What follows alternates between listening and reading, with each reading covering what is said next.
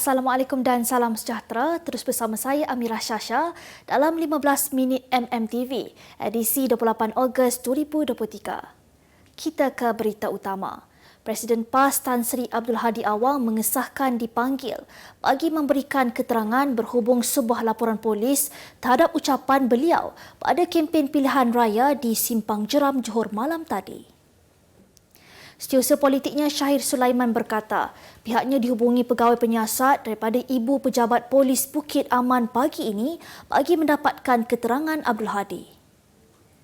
Beliau berkata perkara ini sudah dimaklumkan kepada ahli Parlimen Marang tersebut yang bersedia memberikan kerjasama sepenuhnya berhubung siasatan tersebut. Semalam, Abdul Hadi mengeluarkan kenyataan yang mendakwa bahawa keputusan memberangsangkan gabungan PN pada pilihan raya kecil Parlimen Pulai pada 9 September depan mampu mencetus kepada perubahan dalam kerajaan persekutuan.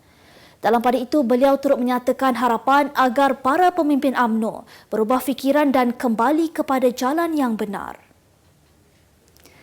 Tiada tindakan lanjut dikenakan terhadap Menteri Komunikasi dan Digital Fahmi Fadzil yang didakwa berucap di ruang solat utama Masjid Nurul Yakin, Kampung Melayu Seri Kundang, Rawang hujung Julai lalu. Pengerusi Majlis Agama Islam Selangor Tan Sri Abdul Aziz Muhammad Yusof berkata, siasatan mendapati Fahmi ketika itu hanya menyatakan tentang isu semasa yang tidak melibatkan isu politik dalam masjid tersebut. Jelas lanjut, Fahmi berada di masjid tersebut untuk menunaikan solat dan qariah yang berada di masjid tersebut hanya bertanyakan mengenai isu konsert. Terdahulu tular gambar pengarah komunikasi Pakatan Harapan itu di laman media sosial berucap di ruang solat utama di sebuah masjid di Rawang.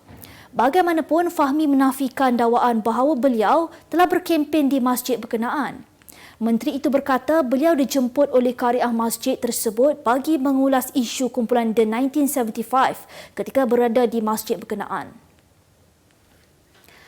Sultan Johor, Sultan Ibrahim Sultan Iskandar bertitah supaya Perdana Menteri Datuk Seri Anwar Ibrahim diberi masa untuk membangunkan ekonomi negara. Sultan Ibrahim bertitah ia berikutan masalah krisis kewangan yang didepani oleh kerajaan perpaduan pimpinan Anwar ketika ini amat mencabar.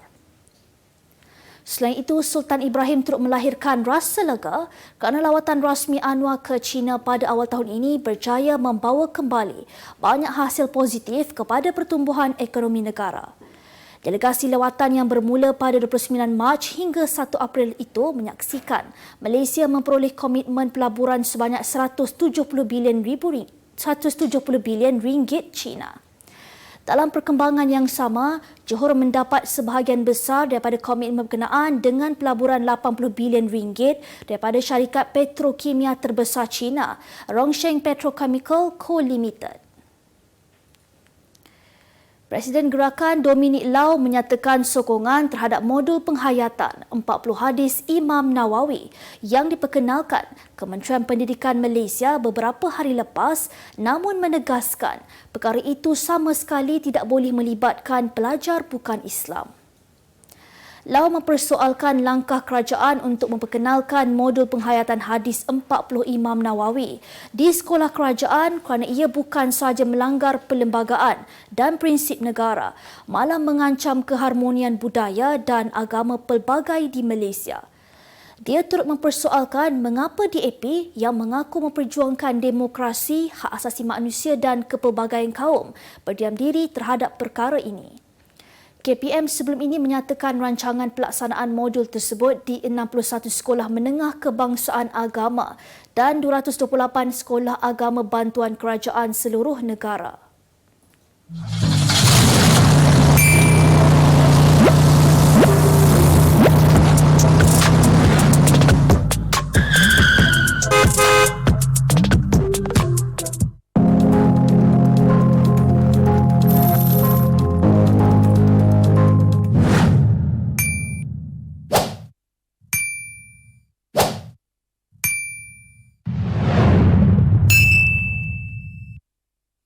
Kita kembali lagi.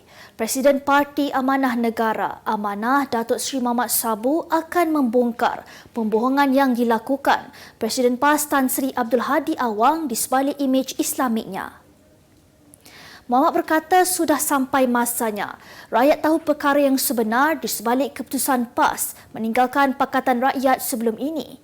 Beliau berucap pada ceramah perpaduan pulai di Nusa Bestari malam tadi. Terdahulu, Abdul Hadi dalam ucapannya di Markas PAS Bakri semalam mendakwa tindakan segelintir ahli dan bekas pemimpin parti itu menyertai amanah kerana takut kalah dalam pilihan raya. Beliau turut menyifatkan mereka sebagai lemah semangat sehingga sanggup meninggalkan dasar perjuangan PAS. Muhammad Sabu yang juga ahli Parlimen Kota Raja mengingatkan Abdul Hadi supaya berhenti membuat pembohongan tentang Islam terancam sekiranya terus bersama Pakatan Rakyat pada ketika itu. Jelasnya parti PAS dan sekutunya sanggup menggunakan agama Islam semata-mata untuk kepentingan mereka. Seorang pemandu lori didakwa di Mahkamah Seksyen hari ini atas pertuduhan menyebabkan kematian seorang lelaki warga India yang mayatnya disumbat dalam guni di sebuah tapak besi buruk di Taman Bukit Serdang. Bagaimanapun, tertuduh S. Dorai Raj, 43 tahun, mengaku tidak bersalah selepas pertuduhan dibacakan terhadapnya di hadapan Hakim Faiz Dizaudin. Mengikut pertuduhan, Dorai Raj didakwa bersama-sama 3 lagi yang telah ditertuduh telah menyebabkan kematian A. Vinayaga Murty, 41 tahun. Kesalahan itu didakwa dilakukan di sebuah tapak besi buruk di Taman Bukit Serdang, Seri Kembangan pukul 1.30 tengah hari pada 4 Ogos lalu. Berikutan itu, pertuduhan dikemukakan mengikut Seksyen 304(A) Kanun Keseksaan dan dibaca bersama Seksyen 34 Kanun Keseksaan. Hukuman bagi seksyen itu memperuntukkan hukuman penjara sehingga 30 tahun dan denda jika perbuatan menyebabkan kematian itu dilakukan dengan niat atau menyebabkan yang mungkin menyebabkan kematian. Mahkamah kemudiannya menetapkan 19 September ini untuk sebutan semula kes. Kita beralih ke berita luar negara. Kerajaan Denmark merangka undang-undang RUU melarang perbuatan menghina atau memusnahkan barang keagamaan secara terbuka. Menteri Kehakiman Peter Hammelgaard berkata, beberapa kejadian pembakaran kitab suci Al-Quran di Denmark baru-baru ini menyebabkan hubungan Copenhagen dan negara-negara Islam menjadi renggang. Jelasnya, RUU itu membolehkan hukuman dilaksanakan terhadap pelaku sekiranya Al-Quran, Kitab Injil atau Taurat dibakar di khalayak ramai. Menurutnya, insiden pembakaran Al-Quran baru-baru ini memberi tanggapan bahawa Denmark ialah sebuah negara yang membenarkan penghinaan terhadap negara dan agama lain serta membahayakan keselamatan penduduk di negara itu. Tambahnya, jika RUU tersebut diluluskan, mereka yang membakar teks suci atau objek keagamaan lain boleh dikenakan denda atau hukuman penjara sehingga 2 tahun. Beliau bagaimanapun tidak menyatakan bila Parlimen Denmark dijangka mengundi RUU tersebut. Ketua Umum Parti Gerindra, Prabowo Subianto berjanji akan menyediakan bantuan makan tengah hari dan susu percuma kepada semua pelajar sekolah di negara itu sekiranya terpilih sebagai Presiden Indonesia pada pilihan raya tahun hadapan. Perkara itu disampaikan Setiausaha Agung Parti Gerindra, Ahmad Muzani, ketika menghadiri majlis rapat umum besar-besaran parti tersebut di Pekan Jonggol di Bogor. Ujarnya, kerajaan akan menyediakan makanan berkhasiat seperti ikan, daging dan sayur-sayuran serta secara percuma sebagai satu cara untuk meningkatkan kecerdasan minda IQ dan minat pelajar untuk menuntut ilmu. Tambahnya, rancangan itu dipertimbangkan agar wacana sumber manusia Indonesia maju pada 2045 dapat direalisasikan.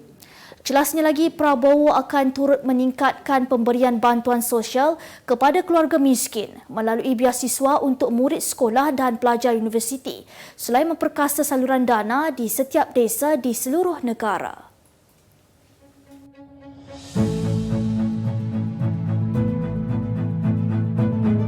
Saya Iman Najah binti Hazimi. Saya berumur 30 tahun. Saya merupakan anak kedua dari 3 orang adik-beradik. Saya telah berkhidmat di Nopot selama 2 tahun 6 bulan sebagai operator peralatan kontena. Seorang operator RTG industri perlu sentiasa fokus kerana setiap kontena yang dikendalikan mengandungi kargo yang bernilai tinggi. Sebarang kecuaian boleh mengakibatkan kemalangan, boleh merosakkan harta pelanggan dan boleh merugikan syarikat. Saya mengendali jentera RTG setinggi 21 meter. Jadi penglihatan kami agak terbatas. Berdasarkan pengalaman saya pernah mengangkat kontena daripada sebuah haulier tanpa buka lock. Keadaan itu buat saya cemas. Jadi saya sempat tekan siren, kebetulan pemandu itu sedar dan terus buka lock tersebut. Namun disebabkan jantina sebagai seorang perempuan yang berkhidmat di industri ini, ada di kalangan kaum lelaki di sekeliling saya yang memandang rendah akan kemampuan saya. Namun begitu, saya memandang perkara ini dari sudut positif dan terus membuktikan bahawa kaum wanita juga mampu berjaya dalam bidang ini.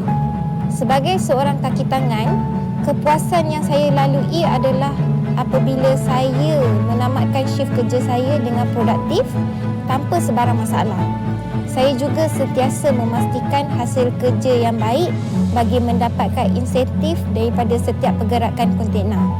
Ini dapat memberi saya motivasi untuk sentiasa memberi komitmen yang terbaik dalam perkhidmatan saya. Pekerjaan di dalam pelabuhan adalah pekerjaan yang saya minati. Pada mulanya keluarga saya tak berapa yakin dengan keputusan saya untuk meneruskan dalam kerjaya ini. Tetapi kini mereka sudah memahami, malah memberi galakan yang sangat baik untuk saya terus maju dalam kerjaya saya. Mereka turut berbangga dengan pekerjaan saya sebagai tugas barisan hadapan untuk industri pelabuhan yang tergolong sebagai perkhidmatan penting dalam menjana ekonomi negara. Ya, saya akan sentiasa bekerja di dalam pelabuhan ini kerana bekerja di dalam pelabuhan ini memerlukan kemahiran serta kecekapan yang sangat tinggi. Oleh itu, saya sentiasa mencabar diri saya dan saya sentiasa memperbaiki diri saya untuk mencapai ke tahap yang lebih tinggi.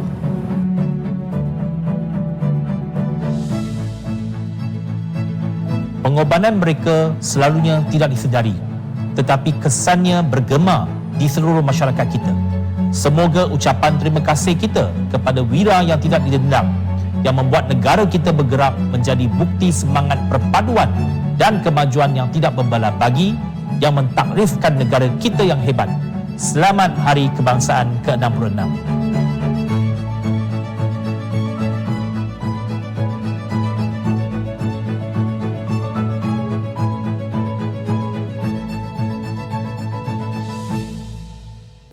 Kita kembali lagi.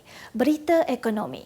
Sempena sambutan Hari Kemerdekaan tahun ini, UMW Grand International Sdn Bhd, sebuah anak syarikat milik penuh kumpulan UMW serta pengeluar minyak pelincir Grand Stella telah mengadakan sebuah kempen Semarak Merdeka di bengkel Maxipura Sdn Bhd, Shah Alam pada 26 Ogos lalu.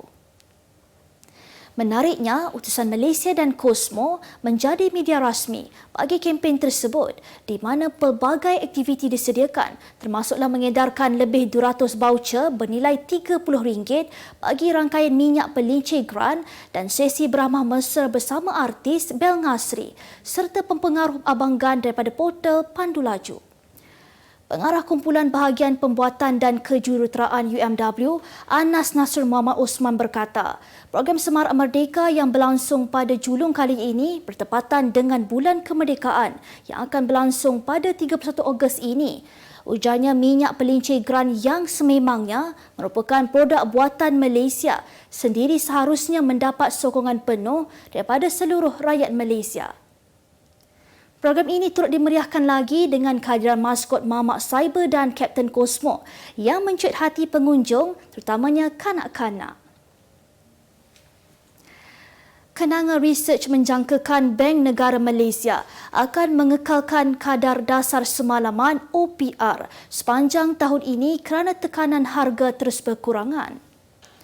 Memandangkan penurunan berterusan yang diperhatikan dalam kedua-dua inflasi utama dan inflasi teras, firma penyelidikan itu percaya BNM akan menamatkan kitaran normalisasi dasar dan akan mengekalkan OPR pada 3% untuk 6 hingga 12 bulan akan datang.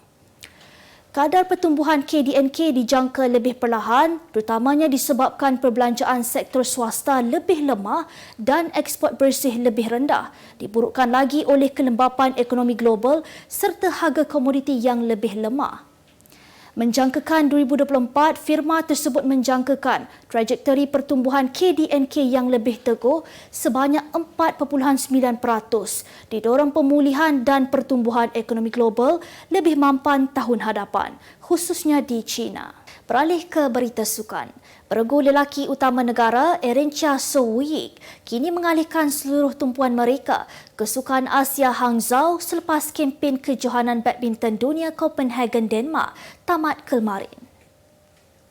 Perjalanan Erin Woo-yik di Copenhagen berakhir di peringkat separuh akhir selepas tumpas di tangan pasangan Korea Selatan, Kang Min-hyuk Seo Sung-jae dengan keputusan 21-23, 13-21.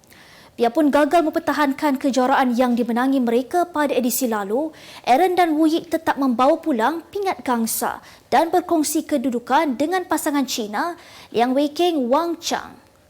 Erin dan Woo-yik mahu menebus kekecewaan kali ini dengan membawa misi besar untuk menamatkan penantian 17 tahun negara bagi meraih pingat emas dalam acara beregu lelaki di Sukan Asia yang bakal membuka tirai pada 23 September depan.